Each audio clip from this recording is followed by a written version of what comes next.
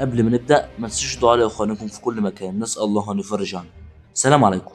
من أكتر من 4500 سنة في قلب الصحراء الغربية في القاهرة وقف 3 عمالقة من الحجر صامتين بس بيحكوا عن حكاية عمرها آلاف السنين. الأهرامات رمز مصر الأول وعجوبة العالم اللي محدش قادر يقلدها لحد النهاردة. كل الناس في العالم عارفة شكلها، بس قليل أوي اللي يعرف إزاي بنوا. سؤال بسيط لكنه لغز غريب. لو انت وقفت وفكرت هتقولي المصريين القدماء، بس انا هقول لك ازاي حضاره قديمه زي دي من غير كهرباء ولا تكنولوجيا ولا آلات حديثة قدرت تبني أبراج ضخمة من الحجر بدقة هندسية عجيبة. من هنا بدأ الجدل، مين اللي بنى الأهرامات؟ هل المصريين القدماء هم أصحاب الإنجاز، ولا فعلا نظريات المخلوقات الفضائية نزلت وساعدت البشر في بنائها؟ أهلا بيكم في قناة سؤال ومعلومة. النهاردة هنجاوب على سؤال، مين اللي بنى الأهرامات؟ بس لو لسه جديد في القناة متنساش اللايك والاشتراك في القناة وتفعيل زر الجرس عشان يوصلك فيديوهاتنا أول بأول. خلينا نبدأ. أول ما تبص على الهرم تحس إنك واقف قدام حاجة مش طبيعية، مش بس عشان ضخامته لكن عشان دقته. الهرم الأكبر في الجيزة اتبنى من أكتر من 2 مليون و300 ألف حجر، كل حجر فيهم بيتراوح وزنه من 2 ل 15 طن. فيها كتل حجرية بتوصل ل 80 طن، والموضوع كله اتعمل في وقت العلماء بيقولوا إنه ما بين 20 ل 30 سنة. طب احنا بنتكلم عن ايه هنا؟ بنتكلم عن بناء ضخم جدا ارتفاعه حوالي 146 متر وقتها، يعني تقريبا عمارة 48 دور. ومش بس كده، الأربع أوجه بتوعه متجهين بدقة غريبة ناحية الاتجاه الأربعة الأصلية، ده أقل من درجة واحدة.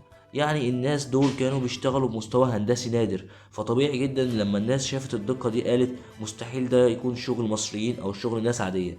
النظرية اللي طلعت في القرن العشرين تحديدا بعد ما ظهر كتب وبرامج زي العربات السماوية الإلهية للكاتب إيريك فون دانكن، اللي قال إن كل الآثار الغريبة القديمة دي زي الأهرامات وستونهنج اللي في إنجلترا ومعابد المايا اللي في المكسيك دي كلها من صنع كائنات فضائية نزلت الأرض زمان وساعدت البشر. الراجل ده كان بيقول إزاي ناس زمان ما كانش عندهم حتى آلات حديثة يقدروا يرفعوا كتل حجرية وزنها عشرات الأطنان، إزاي قدروا يعرفوا علم الفلك بدقة ويبنوا الأهرامات متوافقة مع الشمال الحقيقي.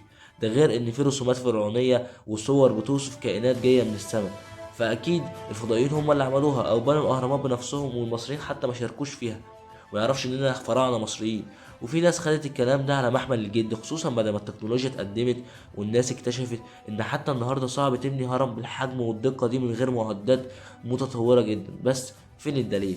مفيش دليل مادي واحد بيقول إن كان في كائنات فضائية نزلت مصر، ولا لقينا أي أداة غريبة ولا بصمة غير بشرية ولا حتى أثر لشيء من عالم تاني.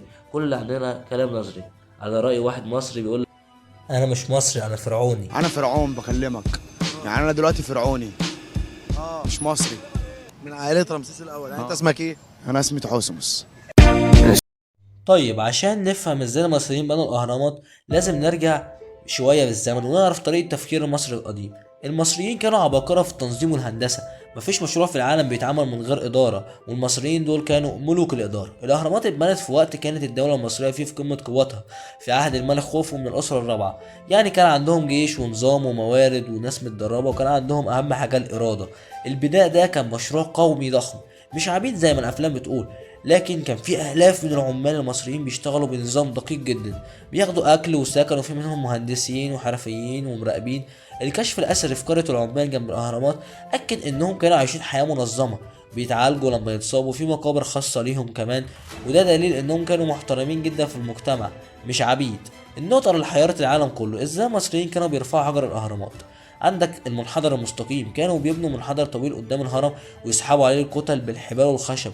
النظريات دي كانت منطقية جدا بس بتحتاج مجهود ضخم جدا.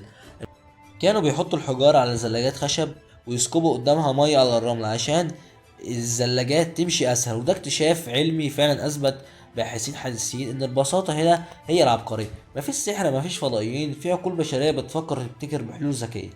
اللي زود الغموض أكتر إن الأهرامات متصممة في خطوط معينة بتتطابق مع مواقع نجوم في السماء، خصوصا نجوم الجبار أو نجوم أوراين.